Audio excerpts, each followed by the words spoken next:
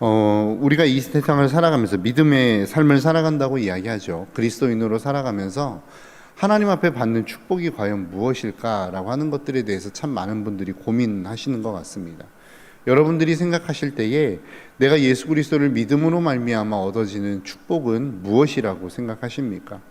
대부분 많은 사람들이 그런 생각들을 합니다. 잘 되고 우리의 자녀들도 잘 되고 또 조금 내가 원하는 삶을 살아갈 수 있으며 부유한 삶을 살아갈 수 있는 것, 그것이 우리의 삶이 하나님의 은혜 가운데 복받는 삶이요 은혜 받는 삶이다라고 우리 많은 사람들은 생각합니다. 물론 틀린 이야기는 아니죠. 그러나 그것이 전부는 아니다라고 하는 겁니다. 오늘 본문의 말씀은 두 종류의 인생을 얘기하고 있습니다. 그 인생은 뭐냐면 첫 번째는 12절부터 15절까지 말씀하시는 내용인데요. 어떻게 보면 하나님이 이스라엘 백성을 선택하셨다. 그런데 그 이스라엘 백성들이 강하지 않았다라고 하는 것을 말씀하고 있어요. 오늘 보면 12절에서 13절입니다. 그때 그들의 사람의 수가 적어 그 땅에 나그네가 되었고 그 족속에게서 저 족속에게로 이 나라에서 다른 민족에게로 떠돌아 다녔도다. 지금 하나님께서 하나님의 백성들을 선택하셨고 그들을 하나님께서 인도해 가시는데 그들을 설명하는 내용이 뭐냐면 사람의 수가 많지 않았다는 겁니다. 그래서 이 족속에서 저 족속에게로 이 나라에서 다른 민족에게로 계속해서 옮겨 다니는 일들이 그들의 인생 가운데 있었다라고 이야기하는 것이죠. 그런데 그러한 인생 가운데 하나님의 지키심에 대해서는 이렇게 이야기합니다. 14절부터 15절입니다. 그러나 그는 사람이 그들을 억압하는 것을 용납하지 아니하시고 그들로 말미암아 왕들을 꾸짖어 이르시기를 나의 기름 부은 자를 손대지 말며 나의 선지자들을 해하지 말라 하셨도다. 그러니까 하나님이 분명히 그 민족을 보호하셨어요. 그 힘이 약하고 사람의 수도 적어서 계속해서 다른 민족에게로 옮겨 다니는 일들을 해야 되기는 했지만 그럼에도 불구하고 하나님이 그 옮겨 다니는 장소마다 사람들을 그들을 괴롭히는 자들을 용납하지 않으셨고 또 꾸짖으셨다라고 말씀하고 있습니다. 그리고 하나님이 기름 부으신 자를 손대지 말라고 하나님이 지키셨다라고 이야기하고 있어요. 그런데 한번 생각해 보면 과연 이게 우리가 꿈꾸는 삶인가라고 하는 겁니다. 하나님이 지키셔서 우리를 손대지 못하게도 만들고 많은 다른 사람들이 우리를 괴롭히는 것을 용납하지 않으시는 하나님이시긴 하지만 이 이야기는 다른 말로 이야기하면 무엇입니까? 그들에게는 힘이 없었다는 겁니다. 그들이 많은 사람들로 하여금 그렇게 억압받을 수밖에 없을 만큼의 힘을 가지지 못한 인생을 살았다라는 것을 이야기하는 것 아니겠습니까? 억압을 받을 수 있다라는 것은 그만큼의 힘과 능력이 없다라고 하는 것을 의미하는 것이죠. 하나님이 지켜 보호하고 계시기는 하지만 다른 많은 사람들이 하찮게 볼 수 있을 만한 연약함이 그들에게는 있었다라고 하는 것을 이야기하는 것 아니겠습니까? 우리가 예수 그리스도를 믿고 하나님이 우리를 기름 부으셨다 할지라도 세상 사람들이 봤을 때 별 볼 일 없는 삶을 살아갈 수도 있다라고 하는 것입니다. 그렇게 하나님이 지키시는 삶이라 할지라도 세상에서 봤을 때에는 연약한 인생으로 비춰질 수도 있다라고 하는 것이죠. 우리는 이 생각을 그리고 이러한 가능성들을 열어놓을 수 있어야 된다라고 하는 것입니다. 무조건 예수 믿으면 많이 강해지고 예수 믿으면 무조건 힘이 생기고 예수 믿으면 세상 사람들이 감히 범접할 수 없는 존재가 되는 것도 아니더라라고 하는 것입니다. 무엇을 통해 알 수 있습니까? 초대교회 순교회에 갔던 수많은 그리스도인들을 보면 알 수 있지 않습니까? 그들은 그 엄청난 권력 앞에 아무것도 아닌 자들로 죽어갔습니다. 예수 그리스도를 믿는다라고 하는 이유 하나만으로 그들은 그 엄청난 폭군과 같은 권력 앞에서 아무런 힘 한번 써보지 못하고 죽음을 당할 수밖에 없었던 연약한 자들이었다라는 것이죠. 그러면 그들은 우리의 관점에서 놓고 보면 그렇게 예수 그리스도를 믿으면 힘이 있어야 되고 많은 소유가 있어야 되고 그렇게 하나님이 지키심으로 말미암아 세상이 범접할 수 없는 자가 되었다라고 하는 것을 그러한 관점에서 놓고 보면 그들은 다 저주받은 자들입니다. 그들은 다 하나님의 돌보심을 받지 못한 자들이었다라는 것이죠. 그런데 하나님은 그들을 죄송합니다. 그럼에도 불구하고 그들은 하나님이 보호하셨던 사람이고 하나님이 사랑하셨던 사람이다라고 말씀하고 있는 것입니다. 세상은 힘이 어디에서부터 오느냐라고 이야기할 때 오늘 본문에서 이야기하는 것처럼 사람의 수에 있습니다. 얼마나 많은 사람들을 내 편으로 만들 수 있느냐, 얼마나 많은 사람들을 내 사람으로 만들 수 있느냐. 그래서 모든 수단을 다 사용해서 내 사람으로 만들려고 하지 않습니까? 자기의 세력을 키우려고 하지 않습니까? 그것이 힘이기 때문에 그렇습니다. 그것이 능력이기 때문에 그렇습니다. 그런데 그렇지 않음에도 불구하고 하나님의 사람이 될 수 있다. 하나님의 사람이 됐음에도 불구하고 그러한 일들이 일어나지 않을 수 있음을 오늘 본문은 말씀하고 있습니다. 그런데 또 다른 반면 또 한 사람의 이야기가 나옵니다. 바로 요셉의 이야기죠. 우리가 잘 알고 있는 사람입니다. 그는 비록 하나님께서 꿈을 보여주시죠. 해와 달과 11별이 그에게 절하는 꿈을 보여주시고 또 11단의 형제들의 11단의 볏집단이 자기에게 일어나 절하는 꿈을 꿉니다. 그때까지만 해도 그 인생은 괜찮고 순탄할 것처럼 보여졌습니다. 그런데 그 꿈을 꾸는 사건 이후에 어떤 일이 벌어지죠? 팔려갑니다. 애굽의 노예로 팔려갑니다. 보디발의 집에 종으로 살다가 죄송합니다. 보디발의 집에 종으로 살다가 좀 괜찮아져요. 집사의 역할들을 감당하죠. 그러다가 또 보디발 아내의 유혹을 거절했다는 이유로 감옥에 가게 되어집니다. 이러한 수많은 고난과 어려움들을 이야기하면서 오늘 본문 19절은 그것을 무엇이라고 표현하고 있냐면 단련하셨다라고 이야기합니다. 오늘 본문 19절입니다. 곧 여호와의 말씀이 응할 때까지라 그의 말씀이 그를 단련하였도다. 그러니까 하나님께서 그를 단련하는 기간을 삼으시다가 그 다음에 하나님이 그를 높이셔서 어떻게 하죠? 하나님 그 애굽 땅의 총리로 삼으시는 일들을 합니다. 그래서 우리는 하나님을 믿는 사람들에 대하여, 하나님을 잘 섬기는 사람들에 대하여 이야기하기를 우리가 그 믿음의 어려움들, 고난들, 하나님의 시험을 잘 통과하면 하나님이 우리의 삶을 이렇게 높여주실 것이다 라고 이야기해요. 그래서 엄청나게 많은 꿈에 대한 이야기도 했고 비전에 대한 이야기도 했습니다. 그래서 그 비전을 따라 하나님을 잘 섬기면 요셉과 같이 된다라고 하는 이야기들을 우리는 참 많이 들어왔습니다. 그런데 과연 그것이 우리가 이야기할 수 있는 복의 전부이냐라고 하는 것입니다. 앞에서 이야기했던 그렇게 믿음의 사람들로 하여금 믿음의 사람이지만 하나님이 기름 부은 사람이지만 그럼에도 불구하고 아무런 힘도 가질 수 없었던 사람들은 그러면 우리는 도대체 무엇이라고 설명할 수 있는가라고 하는 겁니다. 도대체 예수 그리스도를 믿는 것이 예수 그리스도를 믿었다 할지라도 여전히 힘도 없고 세상에서 바라봤을 때 아무것도 아닌 것처럼 보여지는 인생, 그렇게 살다가 힘없이 죽어져가는 인생이라고 한다면 우리가 그 예수 그리스도를 믿어야 되는 이유는 무엇이며 도대체 하나님이 우리의 인생 가운데 주시겠다라고 약속하신 복의 내용은 무엇인가라고 하는 것입니다. 그런데 이 두 부류의 사람들 가운데 하나님을 통하여 우리에게 말씀하시는 공통점이 있더라는 것이죠. 그게 무엇입니까? 바로 하나님을 바라보는 사람들이었다라고 하는 것입니다. 이들의 인생 가운데는 하나님을 바라봤어요.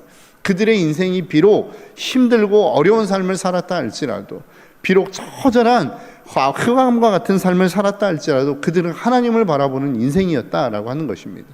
그러니까 그 모든 순교의 현장에서 죽어갔던 사람들, 그리고 오늘 본문에서 이야기했던 세상에 봤을 때 아무런 힘도 없었던 사람들, 하나님이 기름 부었지만, 하나님이 선지자라고 이야기하지만, 오늘날로 이야기하면 하나님이 그리스도인이라고 이야기하지만 세상이 봤을 때 힘도 없는 것 같고 아무런 복도 받지 못한 것 같고 그렇게 아무런 능력도 행할 수 없는 사람처럼 보이는 그들도 어떤 삶을 살았다라는 것입니까? 하나님을 바라보는 삶을 살았다라는 것입니다. 하나님을 기대하고 하나님을 소망하고 그 하나님이 우리의 삶의 전부다라고 이야기하는 인생을 살았다라는 것입니다. 똑같이 그렇게 총리의 자리에 올라갔고 그 힘들고 어려운 모든 삶을 견디며 하나님이 주시는 그 총리의 자리로 올라갔던 요셉도 어땠다라는 거예요? 그도 역시 하나님을 바라보는 인생이었다라고 하는 것입니다. 여러분, 요셉을 한번 생각해 보시겠습니까? 요셉이 그 모든 힘들고 어려운 삶을 견디면서 자기가 총리의 자리에 올라갈 거라고 생각했을까요? 내가 이 시간들을 잘 견뎌내면, 내가 지금 보디발의 집에 팔려가지만 이 보디발의 집을 잘 견뎌내고 하나님을 그 가운데 잘 견뎌내며 바라보면 내가 이곳에서 집사가 될 거라고 하는 생각을 했을까요?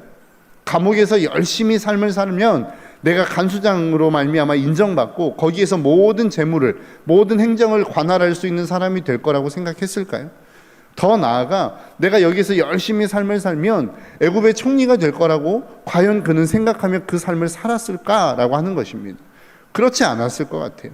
우리의 삶도 마찬가지 아닙니까? 고난이 있어요. 어려움이 있어요. 아픔이 있어요. 그런데 이 삶을 잘 견뎌내다 보면 우리의 삶에 좋은 인생이 올 것 같은 느낌이 드십니까? 내가 이 삶을 잘 견뎌내면 우리의 삶에 놀라운 축복, 많은 재물들, 성공이 우리 앞에 기다리고 있을 것 같은 느낌이 여러분 드시나요? 우리가 그 힘들고 어려운 고난의 시기를 통과할 때에는 이 고난이 전부일 것 같아요. 이 고난이 끝나지 않을 것 같아요. 이 어려움과 아픔이 계속 우리의 삶 가운데 연결될 것 같은 어려운 마음이 든다라는 겁니다. 저는 요셉도 그랬을 것 같아요. 계속해서 팔려가고 조금 더 나아질 것 같으면 감옥으로 들어가고 거기에서 조금 더 나아져서 꿈을 해먹으면서 내가 좀 석방될 것 같은 느낌이 들었는데 2년 동안 잊혀진 존재가 되어버렸습니다. 여러분, 과연 이러한 상황 속에서 우리가 할 수 있는, 하나님이 우리에게 주시겠다라고 하는 복이 도대체 뭐냐라는 거예요. 그 삶 가운데 요셉은 하나님을 놓치지 않았다라고 하는 것입니다. 어떻게 알 수 있습니까? 창세기 9장 7절부터 9절은 이렇게 말씀하고 있어요.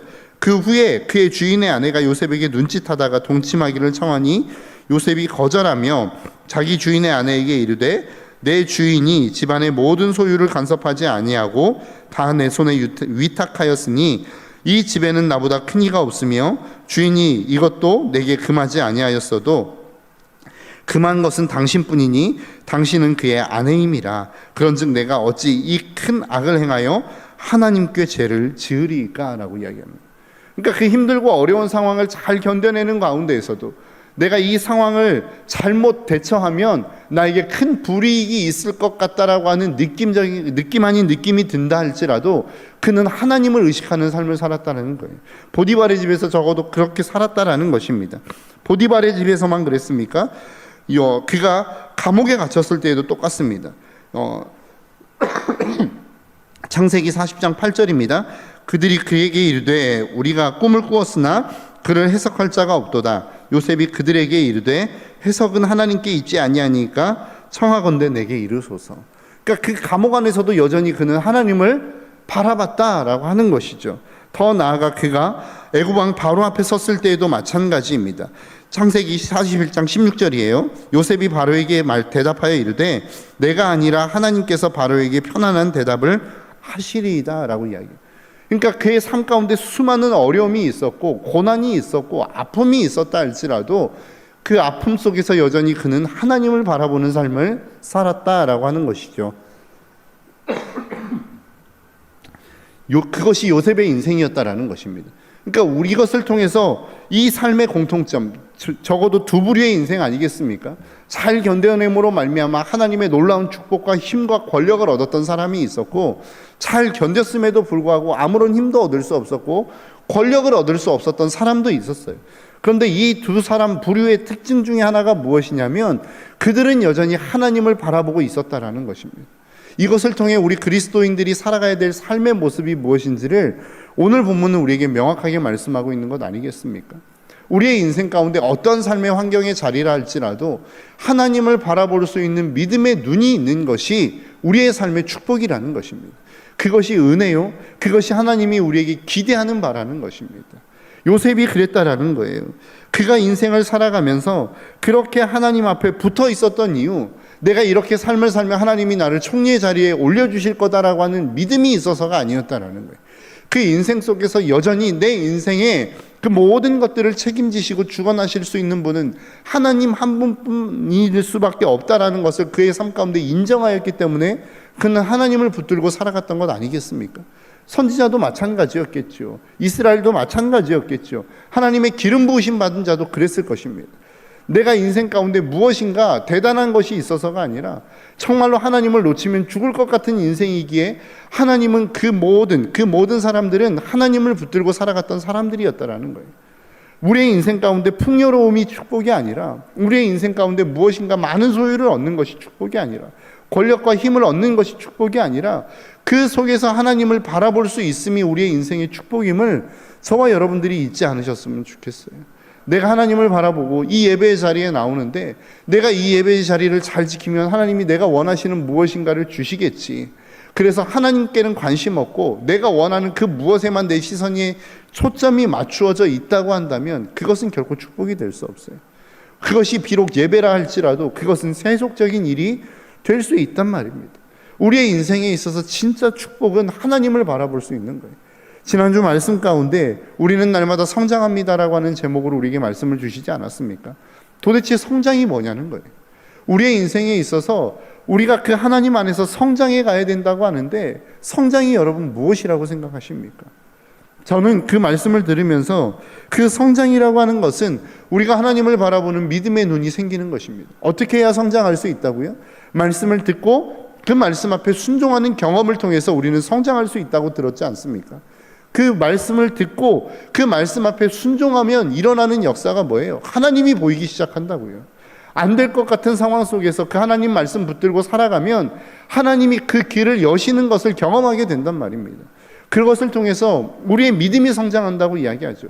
그 믿음이 성장한다는 것은 또다시 그런 일들을 만났을 때 하나님을 바라볼 수 있는 힘이 생긴다는 거 아니겠습니까? 여러분, 우리의 인생 가운데 하나님을 놓치고 세상에 많은 것들을 얻으면 그게 무슨 소용이 있겠습니까? 그것이 우리의 인생에 무엇을 책임져 줄 수 있느냐라고 하는 거예요. 여러분, 우리의 인생은 다른 것 없습니다.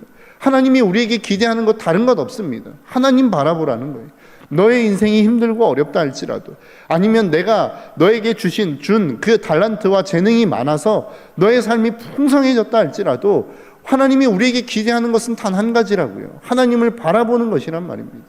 그런데 자꾸 우리는 그 모든 것들을 다 놓치게 만드는 세상의 유혹과 세상의 수많은 것들에 우리의 마음과 생각을 빼앗김으로 말미암아 우리 하나님을 잃어버리는 인생을 살아가는 건 아니겠습니까?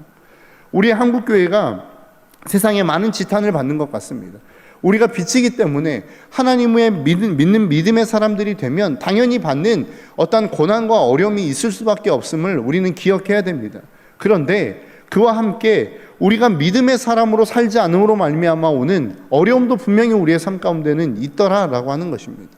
그러한 어려움들을 우리는 과연 어떻게 해결하며 나아갈 수 있을까라고 하는 것이죠. 왜 이런 일들이 우리의 삶 가운데 일어날 수밖에 없는가라고 하는 것입니다. 하나님을 믿는다고 하면서 세상 사람보다 못한 삶을 우리는 살아가는 삶의 현장들을 우리는 볼 수밖에 없는가라고 하는 것입니다. 왜 세상보다 못한 도덕적인 기준이 우리의 믿는 사람들 안에서 자꾸만 나오는 상황들이 우리의 삶 가운데 있을 수밖에 없는가라고 하는 것입니다. 다른 거 다 거절하고 다 제하고라도 하나님을 바라보지 못하기 때문 아니겠습니까? 내가 세상 사람들보다 못한 도덕적인 기준의 삶을 살아가는 그 현장에 하나님이 보였다고 한다면 그 삶을 살아낼 수 있겠습니까? 다른 사람에게 거짓말하고 사기치고 다른 사람을 힘으로 짓누르는 일들이 우리의 삶 가운데 과연 있을 수 있느냐라고 하는 것입니다. 하나님이 보이지 않기 때문입니다. 그것을 성경은 저주다라고 이야기하는 것 아니겠습니까? 우리의 인생에 있어서 믿음의 사람으로 살아가는 그 삶의 자리에 있어서 진짜 축복은 하나님이 보이는 것입니다. 그 하나님이 느껴지는 것입니다. 그래서 내가 어떤 상황 가운데 있다 할지라도 그 하나님과 함께 동행하는 삶을 살아가는 거란 말이죠. 그래서 우리가 아까 찬양했던 찬송가 438장의 찬양의 가사의 고백처럼 높은 산이 거친들이 초막이나 궁궐이나 내가 그 어느 곳에 있다 할지라도 어떤 환경에 있다 할지라도 하나님을 모신 곳이라고 한다면 내가 하나님과 동행할 수만 있다면 그 자리가 천국이라는 것입니다. 그래서 주님이 이 땅 가운데 오셔서 뭐라고 말씀하고 있습니까? 회개하라 천국이 가까이 왔다라고 이야기하시다가 어느 순간에게는 이미 천국이 너희 마음 가운데 있다라고 말씀하시는 거 아니냐라는 거죠.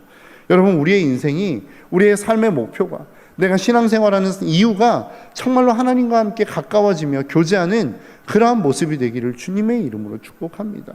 여러분들의 인생 가운데 얼마나 주님을 바라보고 계십니까? 얼마나 그 하나님과 교통하며 그 하나님과 교제하는 삶을 살아가고 계십니까?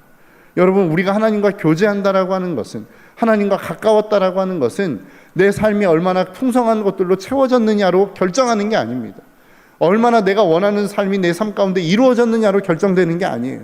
하나님과 교제하는 삶, 하나님과 가까워지는 삶은 내가 어떤 상황 속에서도 그 하나님과 함께 기쁨과 행복을 누릴 수 있느냐로 결정되는 것입니다. 저와 여러분들의 삶이 이러한 놀라운 축복, 환경을 뛰어넘고 상황을 뛰어넘는 하나님이 주시는 그 기쁨과 평안을 누릴 수 있는 저와 여러분들의 삶이 되시기를 주님의 이름으로 축복합니다. 이것이 있을 때 우리는 이 신앙의 생활을 기쁨으로 걸어갈 수 있는 거예요. 환경이 아무리 어렵다 할지라도, 우리의 삶의 조건이 아무리 최악이라 할지라도 그 길을 기쁨으로 걸어갈 수 있는 것은 다른 것 없어요. 하나님이 내가 원하는 소원을 이루어졌기 때문도 아니요, 그 하나님이 나와 함께 하시기 때문임을 저와 여러분들이 잊지 않으시기를 주님의 이름으로 축복합니다. 그래서 날마다 하나님이 우리에게 주시는 그 기쁨과 평강을 누리실 수 있는 축복의 삶을 살아가시기를 주님의 이름으로 축복합니다. 기도하겠습니다.